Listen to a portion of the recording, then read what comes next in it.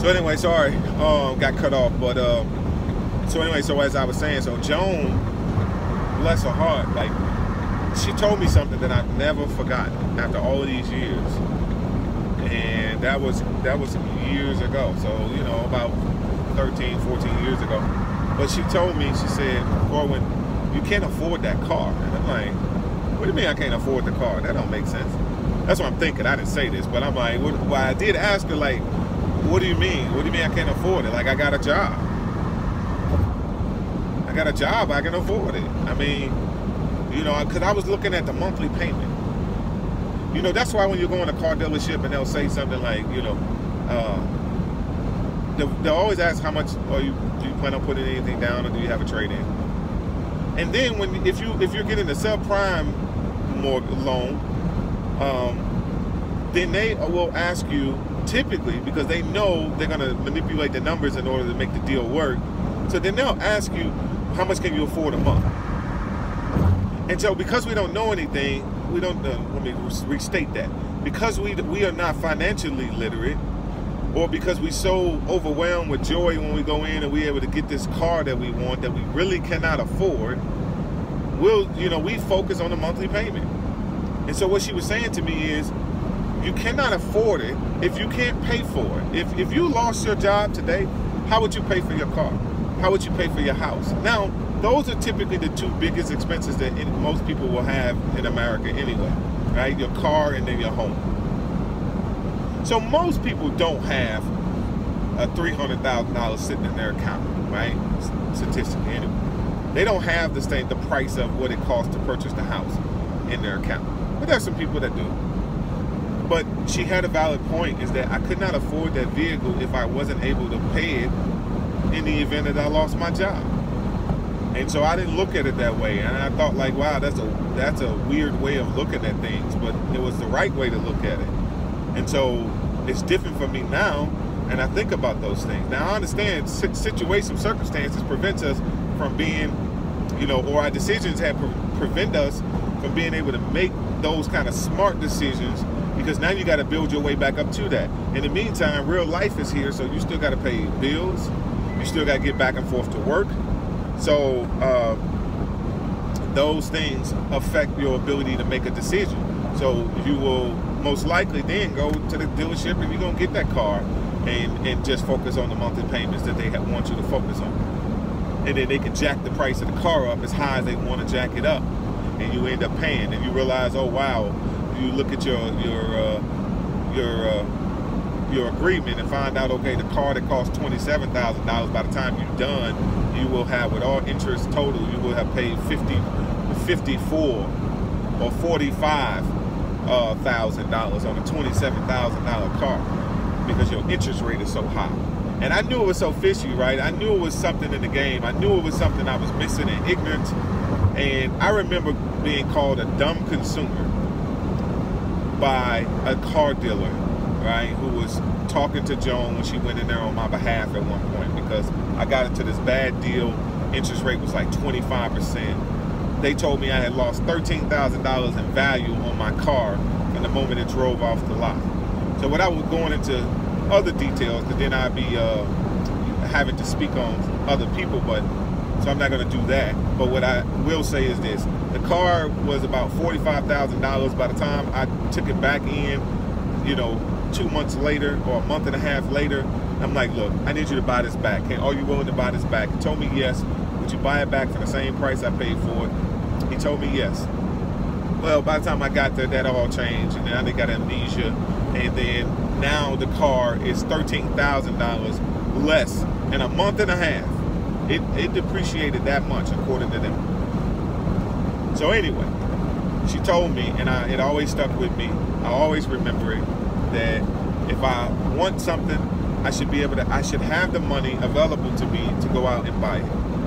If you have to finance it, and there are certain instances where financing options are good, and then we need credit, and they've made it so where we need the credit.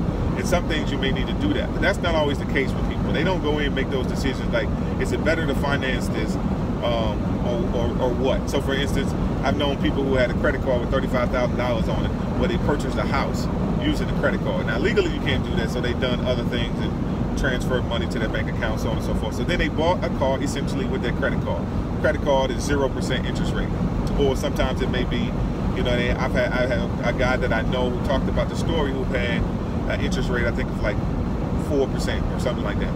And he got the money to purchase the house, and I think he purchased it for about $20,000, right? And so they tell you credit is bad, but like I said, he used that $20,000. He already had money to invest it in it, all right, for the flip, and he put another probably $15,000 of his own money in there, and then he ended up selling it for, you know, I don't know, I want to say it was about $80,000 for the house. So then he paid the credit card back.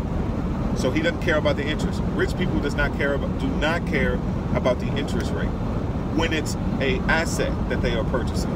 Because as long as you can purchase an asset that will generate enough income to pay off the liability, then the interest rate does not matter. So those kind of things are things that I've learned over the years and from people, and then I take with me, and I continue to educate myself on finances. And then so even with the business, I think about it, okay, I still need 7 streams of income, you know, and so I'm always looking for this. This is still a stepping stone, but it was the most, my minimum viable product that I could offer that could generate cash to be able to do the other investments that I've been wanting to do anyway. So I think part of that mismanagement, financial illiteracy, and then not knowing, which all goes on financial illiteracy, not knowing that you need to have more than just your business sometimes. You know, 90+% they say businesses fail within the first year or so. So with that being said, you know, a lot of it is mismanagement, and then you know, not having that knowledge, not having been taught how to run a business, and a lot of us haven't. We just learn, feel our way in the dark. But don't make it in the dark. Put a light up. You know what I'm saying? You can find ways to brighten your room, you know, and you just learn little pieces of information as you go along, and then put it into practice, and it'll all work out for you. So that's what I'm doing. That's what I'm doing every day. And you know, so I just want to be the beacon of hope for those that if I can help somebody who is in the same situation, that would be great to converse. And for those who are not, who is trying to get to the point to where they have the finances that they need to do the things they want to do in life, then do it. Learn about it. Keep reading, keep learning, get a mentor, so on and so forth, and you can do it. So you got to stay motivated. You got to be driven. You got to be a self-starter. Those are good qualities to have in this. But not everybody, and I want to be clear, because not everybody is an entrepreneur either. So, you know, some people are going to work for people, and there's nothing wrong with that. So if you went to school, you have a degree, and you are looking to work for somebody, there's nothing wrong with that. Not everybody is. We all consumers, and not everybody is meant to own a business. So for